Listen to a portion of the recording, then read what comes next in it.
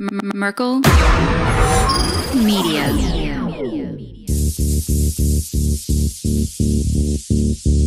What does the goddamn line say, Tony? Please do not use gendered language. Then what? I'll be arrested, put in airport jail? Well, you're going completely sideways, man. It's a big club, and you ain't in it. How dare you? Mr. Speaker, the President of the United States. I'm Chris Hansen with Dave on NBC.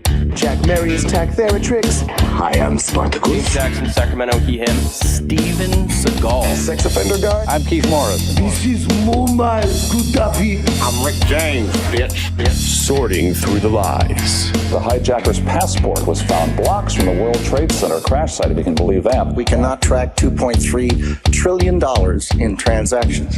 And uncovering the centuries-long plan for world domination. Learning about Cuba, having some food. Let's talk about Chinese people. Have you ever been in a Turkish prison? Swangles and weren't locked down? I have sent 6 of my Libyan missiles to blow up the Sears hardware department. Nothing could be more fun than jumping off a cliff with 2 German bisexuals. Oh, you English are so superior, aren't you? Thank you, comrade. And now, macroaggressions. That's what assholes call it. With your host, Buddy, I don't know who you are, but you're about to get chlamydia. Charlie Robinson. Hey, Whitey, where's your hat?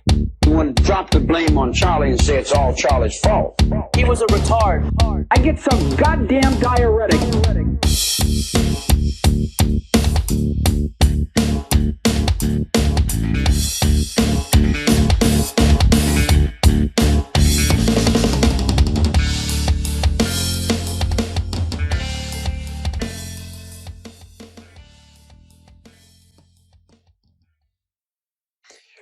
Welcome to Macroaggressions. I am your host, Charlie Robinson. If you are watching us on Rockfin, Odyssey, or Iconic, or you're listening wherever podcasts are served, thank you very much. We certainly do appreciate your amazing support. Hey, the new book is out, Hypocrisy. You can get the digital format of it in PDF and EPUB from me if you want to. If you want to bypass the booksellers, you can go to my website, theoctopusofglobalcontrol.com. If you donate $10 via PayPal, I'll send you the new book. If you donate $15 or more via PayPal, I'll send you the new book plus the first book, The Octopus of Global Control, in digital formats only. If you want the paperback version, you're going to have to go to Amazon to get that.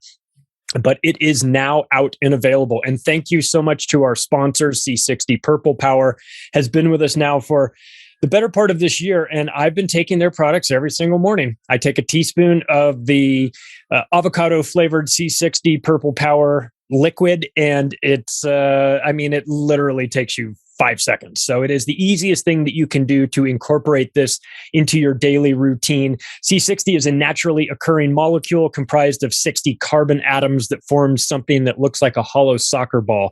It is a free radical sponge with the ability to neutralize free radicals and reset itself again and again. It is the most powerful antioxidant known. The guys that discovered it won the Nobel Prize, and they didn't even have to drone strike a bunch of kids at a wedding in order to win that. So everything about it is fantastic. I suggest you go to c60purplepower.com. Just read up on it. See if it's a good fit for you. If you like it on your way out, use the promo code MACRO to save yourself some money. They have free shipping inside the United States on anything over $99. And also, since we're talking about getting yourself ready for the apocalypse, I guess, consider going to preparewithmacroaggressions.com.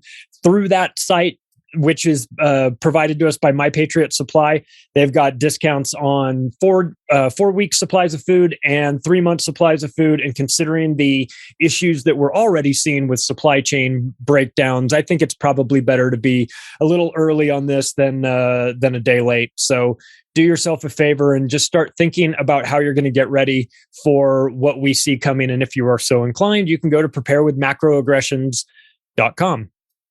Well, a couple of months ago, I had the pleasure of being part of a group podcast where we talked about aliens, and I was so excited. And So I reached out to our guest to have him come on, see if he could fill us in on this. He is the author of Human Hybrids, The Forgotten Exodus, with the foreword written by one of our favorites, Graham Hancock, and also Exogenesis. But you might recognize his handsome face from the wildly popular show Ancient Aliens on History Channel. Of course, I'm talking about Bruce Fenton. Hey, Bruce, good to see you again. How you doing, buddy? Thank you so much. Yeah, I'm doing well. Strange times we're living in, and but apart from that, coping more or less with all the madness. It's good to be on. Appreciate it. Well, it's funny because you and I are reaching out. We're setting this up, this interview up via email. We get it all set up. I go to the gym. I'm on the treadmill machine. I look up. They've got History Channel on, and there you are. You're everywhere. I felt like it was kind of a sign. Like, okay, this is meant to be. I had someone say to me actually that they were in the hospital and that when their child was being born, and I came on the TV. So I said, I always feel like I was there, part of the birth. It's kind of weird. Yeah. That's. Well, I'll tell you what. That show is fantastic because it's not just aliens. It's mysterious ideas and interesting places And for people that don't get out much, you can watch that show and feel like you've gone to Egypt or Machu Picchu or all these unusual places. It's kind of like a History Channel. It's the History Channel and the Travel Channel kind of mixed together. I really like that show, but I'm into that stuff. I'm into aliens. I'm into understand, and I don't have any particular information about it. I just have an interest in it. So how did you get started in this? Like, what sort of a background? I'm just curious, what sort of a background do you need to be into this stuff and be able to write these really interesting books? Yeah. I suppose I really got into the ancient mysteries and paranormal and fringe kind of subjects when I was about 11 or 12. And it was kind of strange. I'll tell the story that my grandmother used to buy tea leaves in these boxes of tea leaves, right? And they would often come with collectible cards. And these are like really small cards with information on. So some of them was like flags of the world, right? You just have a sticker on a card. And there was one set that was, I think it was 40 different unexplained mysteries of the world. And so you had all the things like the Yeti, the pyramids, Loch Ness Monster, all the classics were kind of covered. And I guess it just kind of grabbed me. Yeah, like just really sort of amazed all these intriguing mysteries that were still unsolved, especially at that age when I suppose you think most stuff's been resolved in the world, as a kid. And it turns out that there's, dozens and dozens of mysterious kinds of phenomena out there that nobody really understands. And from then on, I started to get more interested in, particularly the paranormal and ancient mysteries initially. But did, dovetail into the UFOs and aliens, as you go on, as you know, a lot of these subjects, they interlink. So, you can hardly sort of avoid ending up going down the rabbit hole of dozens of other topics once you start on any of these kind of mysterious phenomena subjects. But it got more serious from probably my early 20s onwards, after uni kind of thing, that started to read a bit more in depth on these topics, and eventually, I suppose, had enough knowledge that some radio shows and stuff would invite me on. I suppose for the last 20 years, I've been doing writing and speaking in these topics, primarily online radio. But it's been quite a journey, and to get to the aliens bit, which is the last few years, has taken a winding route through all kinds of strange phenomena. So it didn't start out as that I was fanatically interested in UFOs or aliens. It's just it's really come out of other research. Yeah, when I was 16, I went to Egypt with my mom on a trip. It was one of those things where it was like, she said, let's go do something interesting. Let's go. Where do you want to go? Where's the place that you think would be the craziest place we could go? And I said, probably Egypt. Let's go. And I had an interest in the pyramids. I didn't have an extensive background in it. I was 16. But I knew I liked it. I thought it was interesting. Yeah. But when you go there and when you stand there and go inside them, I don't know if you can still, but I went inside and went in the chamber and it is, I mean, I've stood next to tall buildings before. I've been in big cities, but that wasn't the vibe. The vibe is you feel simultaneously like insignificant and small, and also part of like something magical. It really blew my mind to see these things. And I'm thinking, okay, well, I have this, I've been to the pyramids. I've had the guided tour. I've been to the Natural History Museum in Cairo. I've gone to all these other places down, I know what's going on, right? Well, then Robert Schoch comes out, and then Graham Hancock come out, and then they start talking about water erosion and things like this on the Sphinx, and they start having questions about the dates and things. And I go, maybe the science isn't settled, to borrow a term that's been going around lately. Yeah. Did you get into the Egyptology? Was that a component that sort of jumped out at you? Because as far as mysteries of the world go, I mean, whoa, that's got to be right up there. Oh, yeah, absolutely. I was fortunate enough to go to Egypt in 2011, November 2011. One of my friends who's a fairly prolific researcher of the Egyptian mysteries, Richard Gabriel, he's got a book on Amazon if people look for it. But he happened to be out there at the same time. And because he's been going out there, for years and years, he knew some of the more interesting sites that I probably wouldn't have got to otherwise. And so we ended up visiting, I'm trying to think what it's called now. There's not far from the main pyramids, there's a collection of kind of ruined, smaller pyramids. Abu Ghurab, that's it, Abu Ghurab. You've got a kind of collapsed pyramid there with a really strange alabaster platform, the Hotep symbol on it, it's called. And that whole site, you've got this mica flooring, it's all been kind of shattered, and then these strange urns. And I didn't know much about it at the time, but later on, after coming back from Egypt, there's a really interesting article by William Henry, the mythologist, where he talks about it being potentially a Stargate, that the legends are it's kind of Stargate site. Whoa. But it is a fantastic site. So if anyone can get access, I mean, you do have to, make an arrangement with someone to see it. Bakshish, right? Yeah.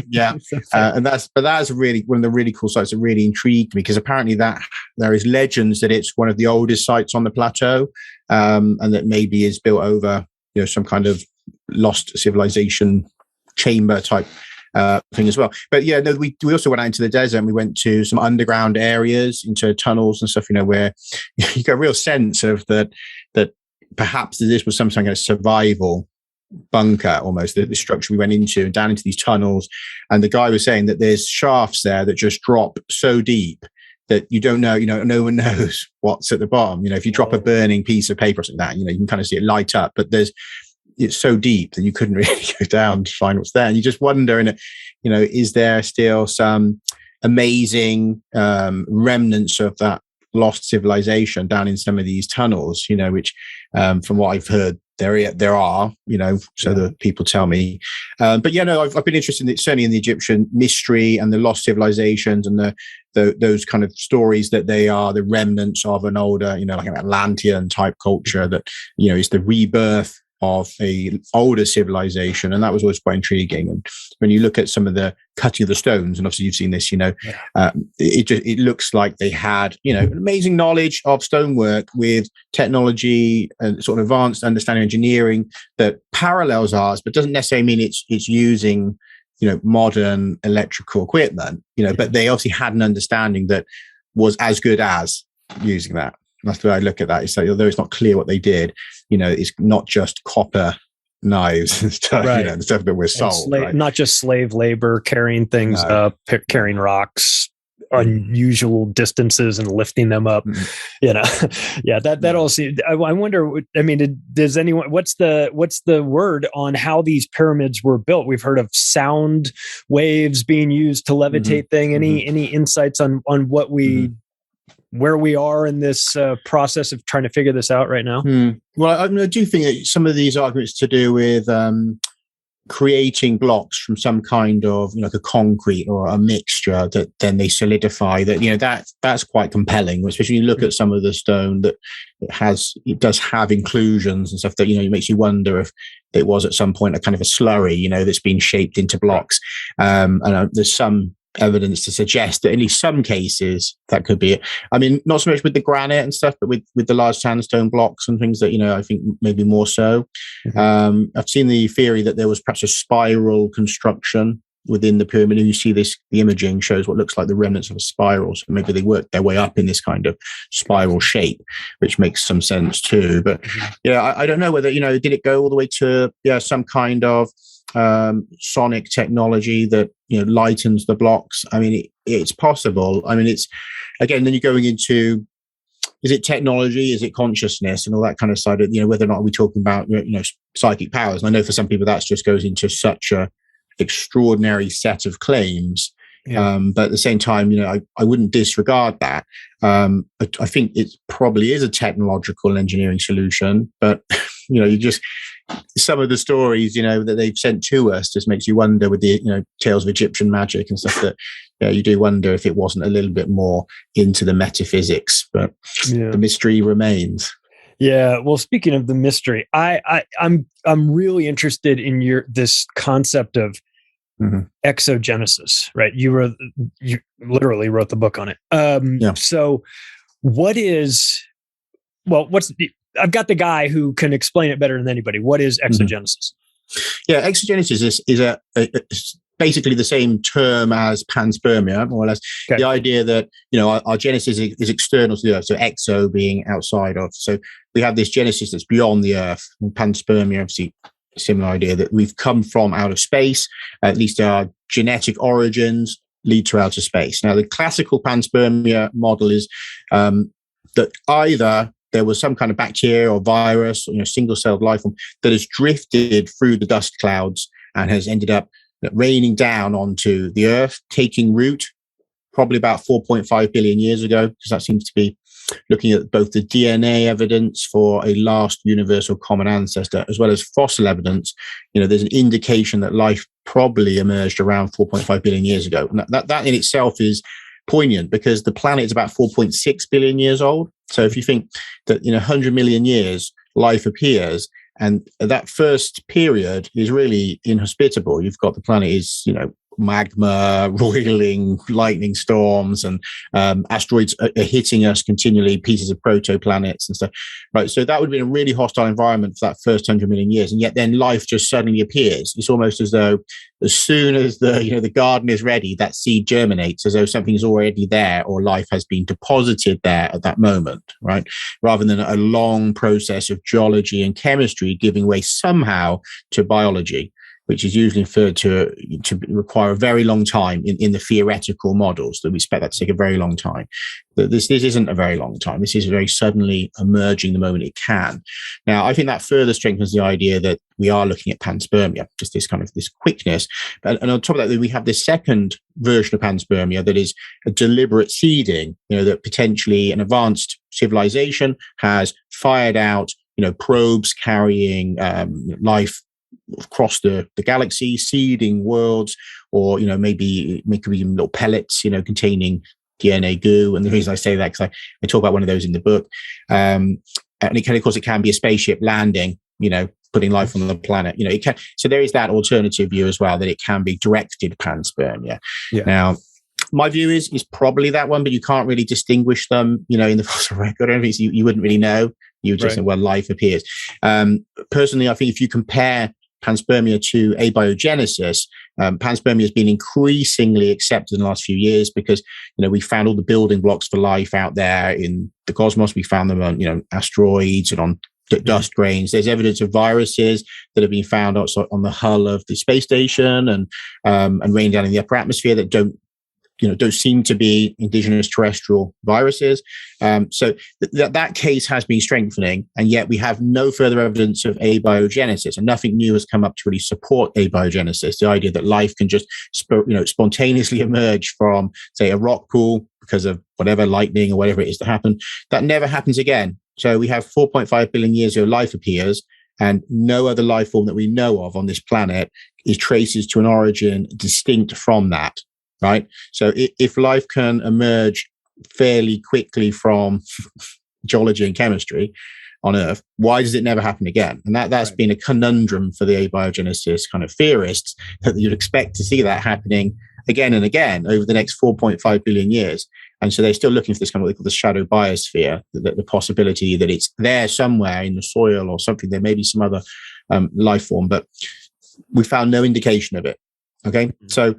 So anyone who's sort of pondering those two, I think they'll find that, panspermia is ever strengthening. And as well as that, because there's the complexity of DNA, the DNA molecule and the DNA code, which, the discoverers like Crick and Watson, when they were first detailing the DNA molecule, they did speculate as well that, perhaps it was too complicated to have arisen so quickly. And again, at the time, we actually thought it was about 3.7 billion years ago. So we've actually gone even quicker now, that they thought it was so quick for something so complex to emerge, because you've got this that you need, not only do you need this code, which is itself super complicated, but the structure of the molecule is also super complex. So, and these two systems kind of have to arise spontaneously together to give us the DNA molecule and its code, right? And so the odds were just, infinitesimally large that this would just happen. I mean, that's not to say it absolutely couldn't, but it's so improbable that they sort of theorized that maybe it was directed panspermia that gave rise to DNA. That leads me into the movie Prometheus, which is fascinating in that is directed panspermia, and they bring in black goo. So what is, well, first of all, I mean, I know that it's obviously a science fiction movie, but we also know that they like to hide things that they think are real in science fiction movies. So when I'm seeing this, I'm seeing black goo, I'm going, hang on a second. I've heard about that stuff. I think that maybe like the first time somebody hears about the concept of programmable black goo, or just they go, that sounds ridiculous. What is it? And why should we actually pay attention to it?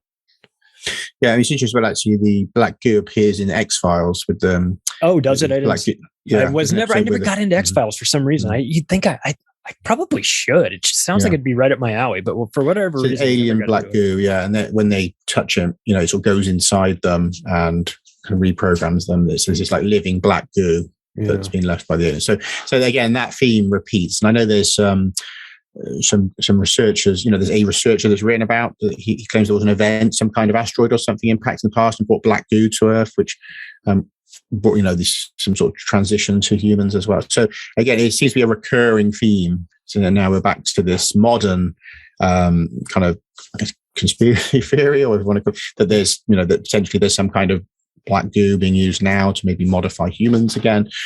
So yeah, it is funny how these themes repeat. Both in science fiction, in independent fringe research, and in perhaps in cutting edge technologies. We see these things repeat in this kind of I find it quite fascinating myself. Yeah. I'm curious. I've got this book called Who Built the Moon by Alan Butler, and they make an interesting comment in there. They say, it's 1/400th the size of the sun, and it's 1/400th the distance away. And it makes this, it lines up perfectly. Statistical anomaly. It should rightly, the existence of the moon should rightly be explained as observational error. Yeah. So what? I mean, I read that and I was like, okay, hang on a second. So the moon's not there. Like that, I mean, that's what they said, the best case for it. Then you hear David Icke talking about Credo Mutwa and these legends of a time before the moon. And so I'm going, all right, what do we make of this? Do we even know what's going on with the moon? Well, look, I mean, I have suspicions that potentially the entire solar system may have been cobbled together by some, type 4 civilization. I mean, you look at some of the strange anomalies out there. I mean, everything from the hexagonal pole on Jupiter, and then you look at Iapetus, this strange reflective moon that seems to be welded around its equator with this giant wall.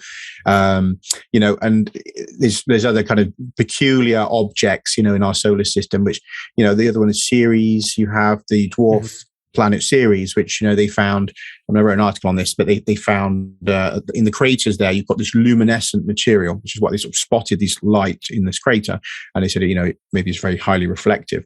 But where that is, you also find what looks like a engraved geometric pattern, which is like it's like this triangle, a square, and a circle kind of combined, which is really reminiscent of the alchemical squaring of the circle. You've got this strange kind of triangle, a square, and a circle together, kind of mixed together, which we have as an alchemical symbol, which again is really funny. So it's almost this was calling attention. So you've got it in a crater with luminous material, right? Yeah. And then you go deep into and you find this strange geometric pattern, and that was picked up by artificial intelligence that was designed to find signs of intelligent built structures and stuff out in space, and was also then verified by a group of volunteers who didn't really know what they're looking at to see did they see any geometry or structure in some pictures, and they also picked up on it. So I thought that was quite fascinating. So you think that the independent witnesses saw square, triangle, circle, and so did the AI.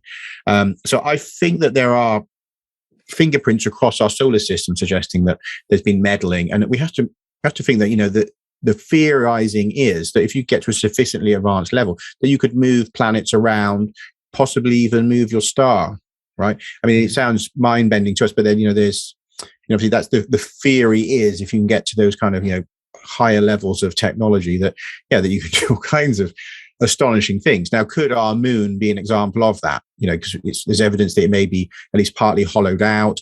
So it seems to be too big to be in its position with our planet. No other planet has got a moon comparatively the size of its planet. And also, you know, there's aspects to it, you know, that we can't figure out how it formed. You know, it doesn't seem to mesh with either the single whack or double whack theories and stuff that they've thrown at it. So, you know, I do wonder if we're not looking at, you know, the fingerprints of someone who was here before. Now, whether that's advanced aliens or whether it was a technological civilization that existed on Earth, or it could be Earth or Mars, Venus, whatever, that someone perhaps in the solar system that had a technological civilization that rose to great prominence, did all kinds of amazing things, and has either left or faded away. And again, that's a possibility. So I would say when we look at aliens and the things that we would find, say, in our solar system for aliens, we wouldn't be able to tell them apart from sort of crypto-terrestrials or, you know, a neighboring civilization. You know, there's not really any way we could say, well, that's definitely not from, you know, within the solar system. It must be from Alpha Centauri or something. All we'd be able to say is that there's evidence of advanced engineering and stuff, right? And I was sort of leaves you pondering sometimes when people say, you know, they've seen there's evidence of extraterrestrials. It may be that there was someone here before us, and that's been written about fairly recently in a couple of papers. There's, if you look for, there was one on, I don't know what it's called now, but they wanted to examine whether or not there was the possibility that a technological civilization could have existed on Earth, you know, and be lost in the fossil record. And the basic conclusion was yes, that you might be able to detect, if it was millions of years ago, you might be able to detect something like a strata with some evidence of them having done, you know, radioactive, you know, work, so leaving some sort of radioactive traces, maybe something in the atmosphere that would persist, but that really you could have an entire advanced civilization on this planet that would just be disappeared completely. So, you know, science kind of aligns with these possibilities, which does make you wonder, that could someone have been here before and put the moon there? Certainly, much as it's like a big, crazy claim, you know, again, we have to be careful not comparing what we can do to the limits of what can be done. Yeah, we get real caught up in the fact that, well, because we can't imagine it, that it couldn't possibly happen. I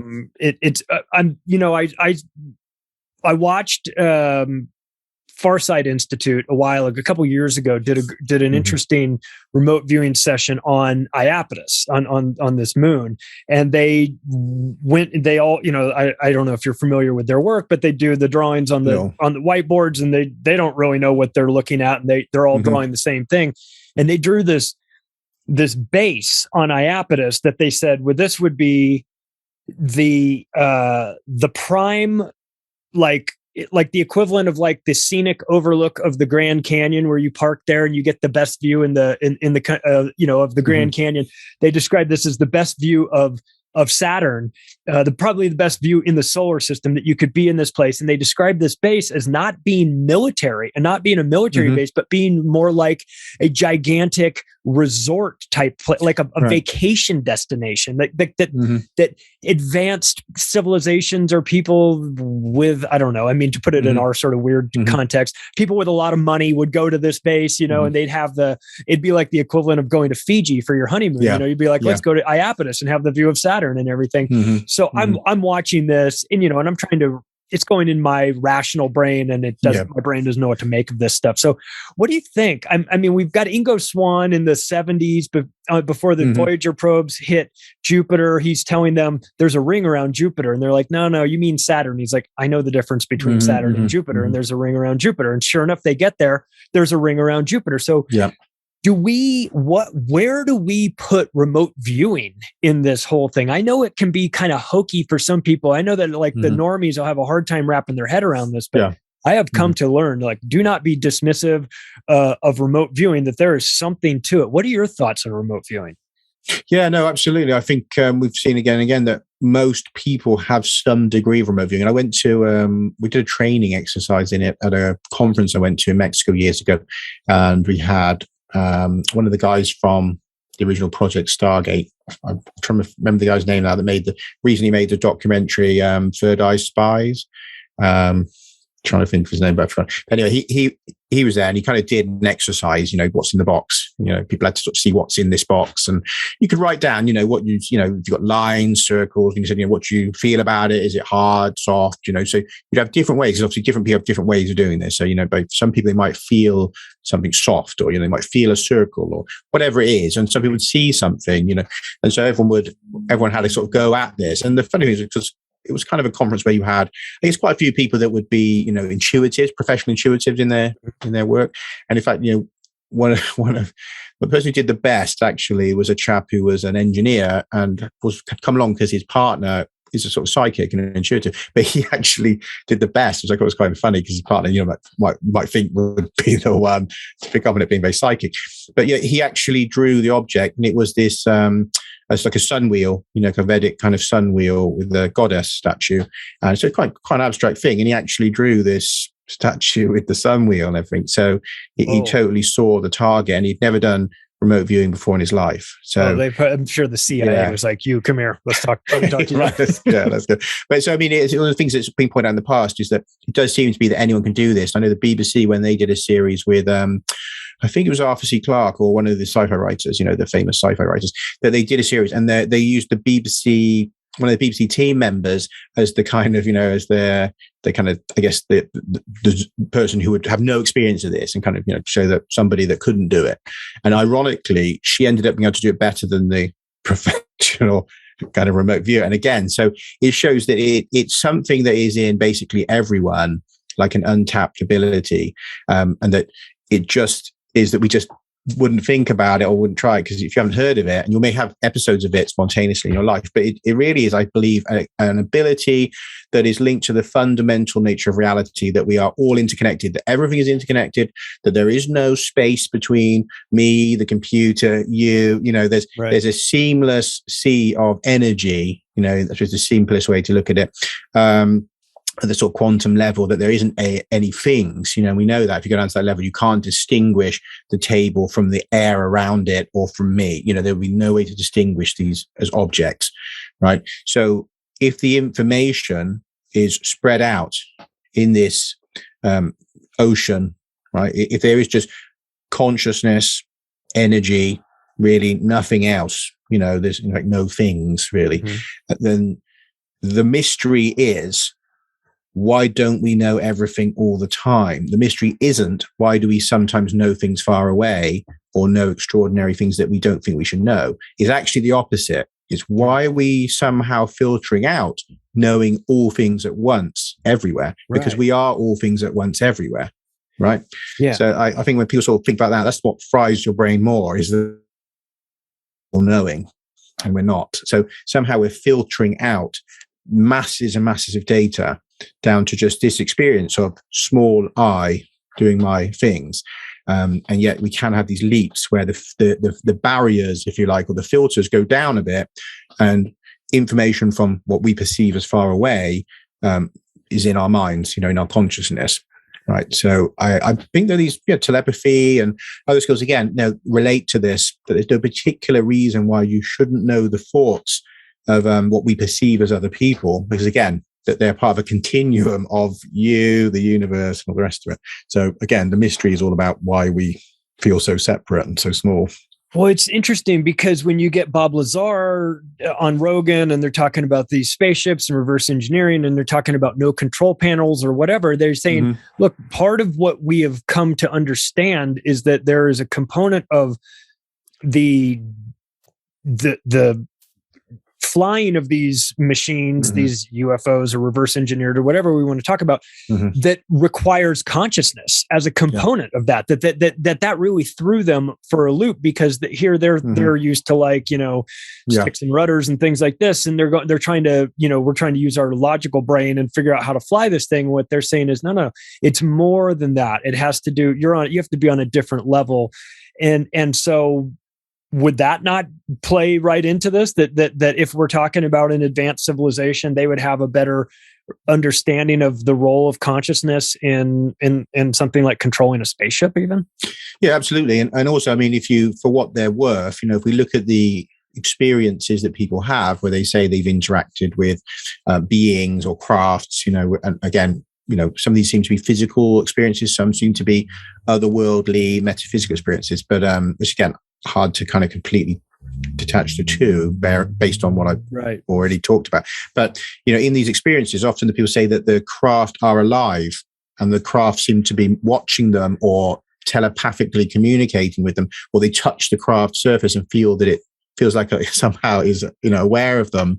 Now, I mean, that's a kind of a detail that gets kind of put to one side, but I think it's very telling, because again, if the beings, are also telling them, look, we fly these ships by just telepathy, it sounds more like that they are in communion with their craft, and that the craft also is conscious and aware, and it's reacting to their thoughts in the same way that they seem to be telepathically communicating with each other and with people they interact with. So, I mean, the other side of this may be that, that it doesn't need a control panel because the craft is alive. They're just asking it, please, can you take me to Alpha Centauri? And to the craft, like, yeah, sure, I'll do that. So that may also be part of the story, is that, it's really, they've gone beyond where you just have a craft that we think of as just, the vehicle, but the craft is itself a sentient entity that is traversing time space. And that I think makes a lot of sense, particularly if we look at, say, our own technology, and we look at if you look at the direction where it's going with, say, AI and also bioengineering, and the idea of like singularity of merging biology and technology and stuff.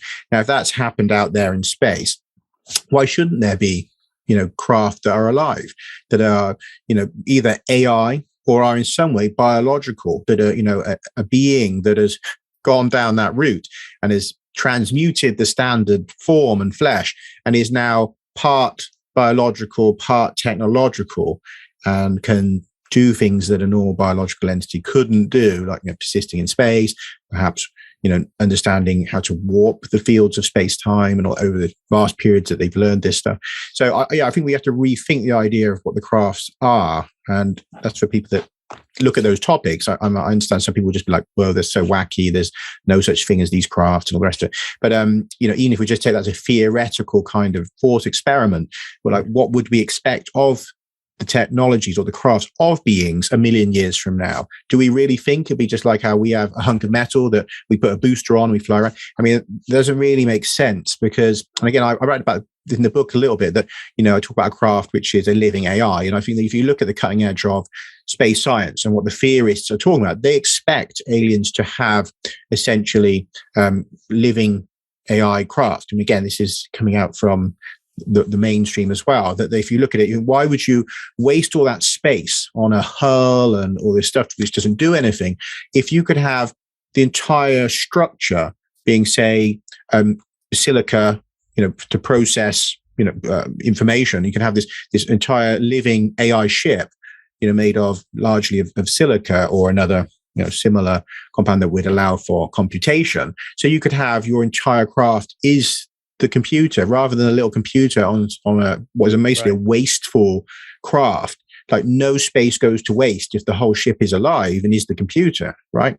So this is the kind of thinking that we do have in the cutting edge, but most people in the public don't really look at that information, right? So they think that sounds wacky or new age, but no, that's where we are kind of looking at going, is to have living ships that are just, big chunks of kind of silica AI and stuff flying around. So why wouldn't we expect something like that out there?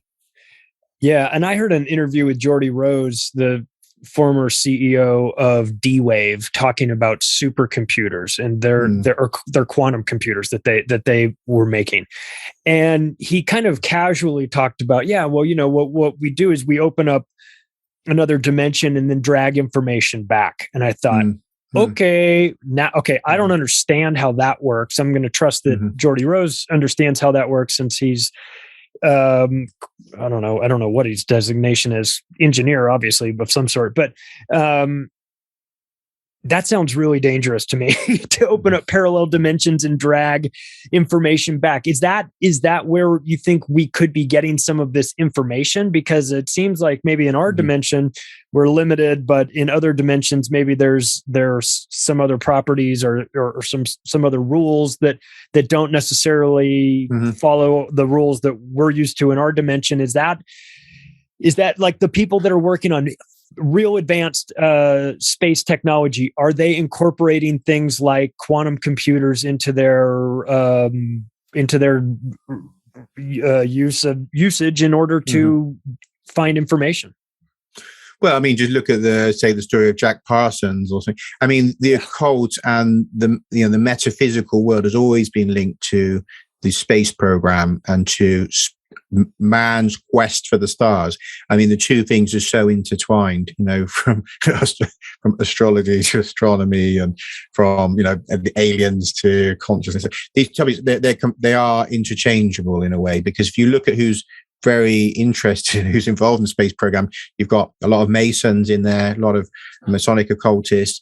You got those who inherited the wisdom or knowledge of the Nazi occultists and stuff. And you've got the magicians that were, the Crowleyite magicians and stuff that were in there. And I'm sure there's some other very normal, geeky scientists, but there's definitely a lot of peculiar people that went into the space programs. Really, I mean, Parsons is there designing pentagram rocket boosters that took us into space and stuff. So, I mean, and also you hear accounts of stuff like supposedly, places within the intelligence community where there are, experiencers, people who had metaphysical experiences, who are being kind of mined, people who work in the intelligence community, not like, kidnapped, but who are also sharing their experiences to inform what's out there, this space program and what entities are out there. Because there's obviously, just as there are people in the general public who say they've had interactions with beings and all sorts of strange experiences, so too there are in the military and in the intelligence community and in the government. These are phenomena that happen to humans seemingly at random. And so they apparently have tapped into some of these people. I've also heard of that potentially that there's a room somewhere with, people from the intelligence community, on DMT, going into these other realms and getting information from beings and bringing it back to advise on technological breakthroughs that, people going and seeing the mantis beings or whatever, and the mantis beings are there saying, hey, we're expecting you, here's the diagram of this booster you need to make, and, take this back with you, remember this, and that would sound supposed to be so bonkers. But then to anyone who, explores like through DMT and ayahuasca and peyotes, it doesn't seem so bonkers. And then on top of that, you have people like, if anyone's read American Cosmic, there's a description in the book about a person who's well positioned to do with the space program and towards futuristic sort of engineering projects. And he says he has communion with some conscious force that's in a room, and I think it's at a NASA building, where there's a room which exudes this consciousness of something alien. So he doesn't know what's in that room necessarily, but there's a special room, and outside of it he could feel this consciousness communicating with him, and it would give him designs for things that he was making medical technologies that were breakthrough technologies, which he has said he's sold for millions on, they're on the stock markets and stuff. And so there's, which to a lot of people just think, it's just crazy, but there's people like making millions of dollars selling stuff that's inspired by their interactions with the phenomena associated with aliens, space, UFOs, contact, and all this. So there's people literally using that to inform, say, the space program and our technological breakthroughs. I mean, that, most people just sound so mad. But then throughout history, we have accounts of people who received information that was useful. I mean, there's, I can't remember the names. There's an Indian mathematician who came up with these formulas. He said a goddess was giving them to him. They checked the formulas. Formulas are all sound. They're still using them in maths today. And, we've had other people who said they've dreamt solutions to problems, all the rest of it. I mean, so this has been going on a long time. The idea of the muse and, people being inspired by the other, and that these giving us useful breakthroughs. So I definitely, I'm of the mind that it makes sense that some of that is happening. It's quite possible that some of the stories are made up, but I think that, some of that will be happening. And I don't know if you look at things like MK Ultra, some of the experiments that have been done in the past, I think we would be naive to think that nobody would have tried this. Right? Looking at the crazy experiments that do definitely happen and have happened, the idea that nobody has thought, let's try the DMT and see if we can make contact with something out there which could give us technologies. I mean, I would be shocked if it hadn't happened. Of course. I mean, I've done DMT and begged aliens to come interact with me. You know what I mean? If I'm looking for it and I'm just some dude, then no doubt the intelligence agencies are doing it. And you and I did a group show a couple of months ago where we talked about like we talked about To the Stars Academy and that they have 100 years of CIA experience sitting on their board of directors, and how we're not taking anything they say as the gospel on this, but who do you think really is in charge of disclosure? Not this fake TPSA horseshit, but like who's running the show? Is it NASA? Is it the CIA? Is it some agents? Is it some majestic agency that nobody really knows about? Like, who do you think has their goods on this? Yeah, well, I suppose, again, there's some level of what is disclosure to different people, first of all, because, I guess some people would be satisfied if, let's say, a president went on TV and said, we actually kind of had the president, an ex-president on TV and say UFOs are real. And we've had the Obama thing recently with, UFOs are real. But then other presidents in the past have said UFOs are real. So, I guess what we would almost have for a lot of people, they want the president to say aliens are real. I suppose if we had something like that, for a great many people, that might be disclosure. We've got presidents go on TV, he says aliens are real, even without any particular proofs. But then for other people, they want something like a rolling out of a craft and bodies and documents.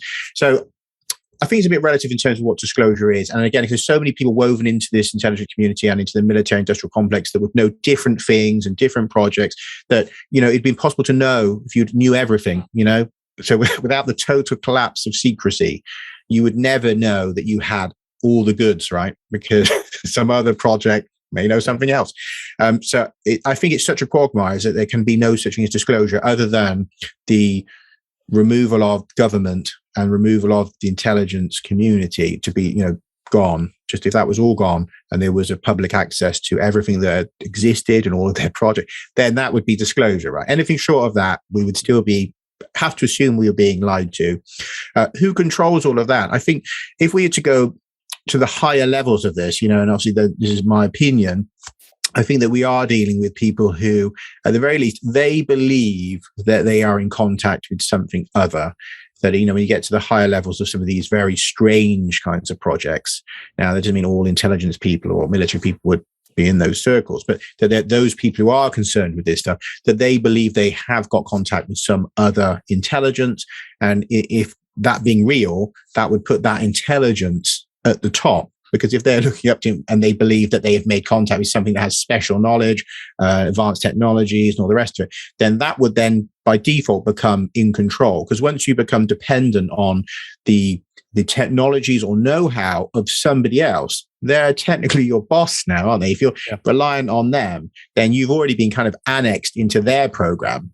So no matter how those people look at it, I would say that, it's almost like a bit of a poison chalice that they've probably drunk if they have indeed made this contact, because really that's a good way to was to annex a planet, is to make it reliant on you and your technologies. Now, whether that's physical beings or some kind of interdimensional intelligence or something like that. But, there's enough subjective kind of anecdotal evidence out there suggesting that certainly there's people in the higher levels that are involved in ritual magic and occult practices, and they go into the Bohemian Grove and they go into this stuff and they're dressing up in their robes and they believe that there are these ancient gods. I've spoken to experiencers who've interacted with people that are quite senior in some of these projects who say, you've got to believe in the devil and go to Bohemian Grove.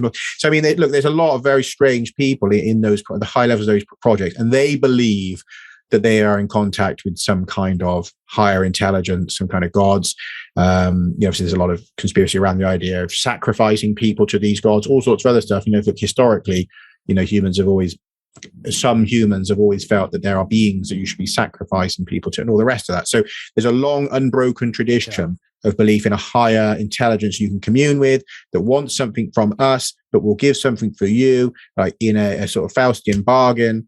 And that seems continued. And no matter how extraordinary and mind-bending that sounds to some people, that could be possible, only to look at our history of unbroken belief in that idea to at least believe that some people take it very seriously even to today, and that some of those people are in very high positions. So their belief will have an effect on you, whether you agree that it's actually a real thing or whether you think they're just delusional. They're still believing it and they're still changing your world. Yeah, that's I've mentioned that many times before. It almost doesn't matter what I think or what you think. Mm-hmm. To them, it's important. And so therefore they act as if, and so you have to kind of, it might be easy for us to be dismissive of it, but they take it seriously. So I'm watching them and watching, their behavior. One of the things that I think we have come, I think this is maybe if accepting aliens are all around, have been visiting us for years and years is a bridge too far for some people. I think there is at least one small step towards that a lot of people can get on board with, and that is the concept of reverse engineering technology that has been left by them. Do you think? So we're in this world now where we have, I don't know, tens of thousands of sightings of triangular craft. I think we've rightly identified those as TR-3Bs, not extraterrestrial in nature necessarily, but maybe their origins are. What's the role of reverse engineering technology in this? Is this baby steps to alien technology? We're sort of like slowly walking ourselves to it. Is that real? I got a quote from Ben Rich in my first book talking about, we have the technology to take ET home and it won't take a lifetime. And how does all this stuff work? And he asked Jan Harzen, you tell me, how do you understand how ESP works? He goes, I don't know. All points in space and time are connected. And he goes, that's how it works. So, so they're reverse engineering something. Is that fair to say? Is that a real thing? Yeah, I have sort of kind of conflicting opinions on that topic. So I think that let's just say, an alien spaceship, super bizarre, advanced alien spaceship crashes on the planet, right? So you send in your teams, whatever, maybe you could move it. But even then, from that moment onwards, you're in a predicament, because what if even moving the thing makes it explode and destroy your whole planet? I mean, what part of your reverse engineering can be considered safe if you have no idea what you're dealing with, right? Yeah. So like anything you touch in there can be the self-destruct, right? Anything you touch could be the energy modules or the control that you literally would go in totally blind in the way that a caveman would go in blind to reverse engineering an iPhone, right? They wouldn't know what the material was, they wouldn't know what it did, they wouldn't know anything. The only thing you would understand is it once flew, if it flew, it moved. We don't know if it vectated or if it teleported. You just have this crashed thing, right? So I think the danger in that, and I think any scientists who'd sit down and were asked by the military, they would see the danger in this. So, we want you to start pulling this apart. Whoa, yeah. What? What if I touch the wrong thing and it just melts us all, So I don't know. And again, if these things really are, as some people have explained, solid state, with no real obvious controls as well. I mean, what even informs you as to how to reverse engineer it? Because if there's no obvious controls and it's linked by telepathy, like where do you start? So, I mean, some of these narratives conflict because we have the story of the reverse engineering, but then we have all these accounts of these ships that have no control surfaces and stuff, right? And they've got no exhaust, nothing we recognize from a plane or a spaceship as we understand them. So I think maybe you could get as far as taking a sample and starting to understand the materials that it's made from, right? But I don't know that you could go any further than that without an intelligence informing you what to do. And I think that's, again, when you get back to, are we seeing some kind of contact between people in the military industrial complex and another intelligence, and maybe some kind of, a gift or even a poison chalice gift, perhaps, but something that has been left here either by an intelligence or we have acquired something, and then an intelligence that's already in contact has helped with that process and said, yeah, we understand this, you just do this, you take that. I can't see without help that we could get anywhere with it. Again, you're back to, like they say, the iPhone and the caveman. I really think how would he even start, And even if we move the iPhone into, say, the Roman Empire, right?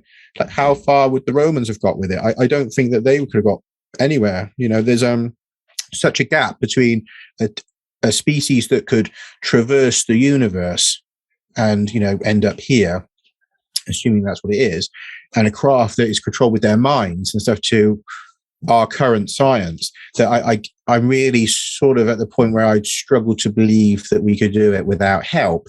And so if we have done any reverse engineering, then again, I think that in itself would prove that we're in contact with somebody that understands the ships, because otherwise I just can't see it. Would you want to be the first, the scientists, they say, chip that bit off over there? What is it? I don't know.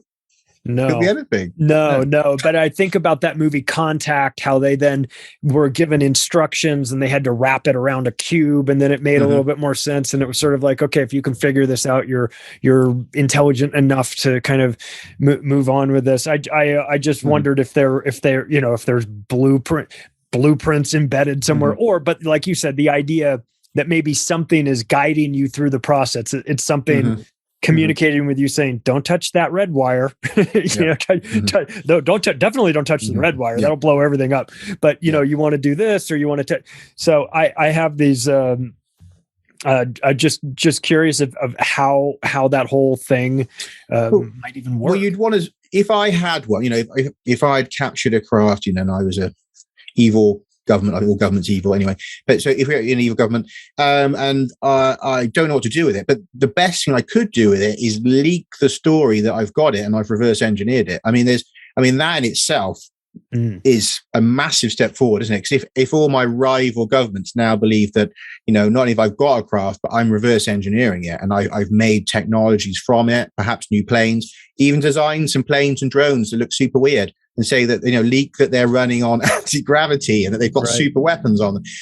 It could play an amazing role in a military fog of war, without you ever doing anything with it other than it sitting in a bunker with you scared to touch it, because in some ways that would be enough to frighten every other government on the planet, wouldn't it? The fact that they understand you have an alien technology, and by all reports, you've been reverse engineering it, right? I think that in itself would probably stop any enemy attacking you forever, right? Because would they want to find out if you've really got, cosmic blasters on all of your weird drones that you've sent out? Do they really want to find out the hard way? So I don't know that you'd even have to touch the thing to become, the top player. Just to let people know you had it, I think would be sufficient. Yeah. Well, let's wrap up with this one. Since you had Graham on writing the foreword to your book, he makes an interesting, he talks about this concept. He describes this as being a species with amnesia.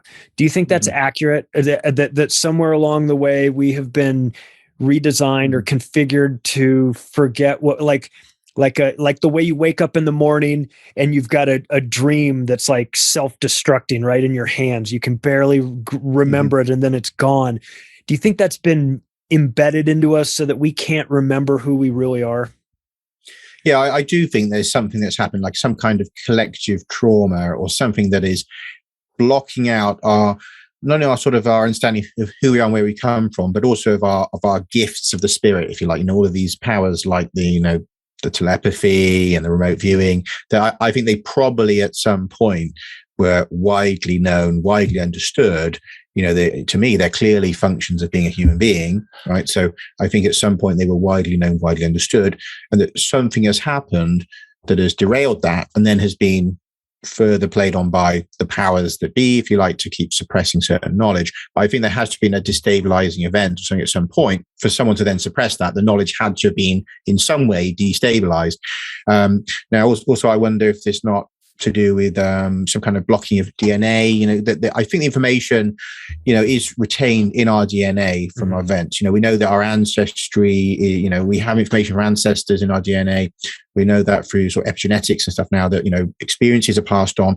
Also that DNA is this unbelievable store for information. We're designing DNA storage plants now where they're going to, record all the knowledge of the world into DNA, which you can put into a fairly big warehouse, which is kind of crazy, but you can also grow memory. And I've heard talking about growing a kind of organism, almost like this, like a giant brain or something of DNA. If you think it's kind of horrific sounding, but that you'd have almost like a living memory bank made of DNA. Some really weird stuff I've heard of that they're doing, or at least looking to do. And that, is there information about who we are and stuff locked in our DNA? Now, there's DNA gives out photons of light, biophotons, right? We know that biophotons move around in the brain between the microtubules. And I tend to think that maybe memory is stored in those light photons, right? In the biophotons of the DNA, so that your brain is really accessing light, and it's accessing light from DNA, and that is somewhere recorded in your DNA those events that knocked us for six and made us forget this stuff. And also is the story of our ancestry and how we were, in my view, created, engineered by an intelligence, as I write about in the book, in Exogenesis.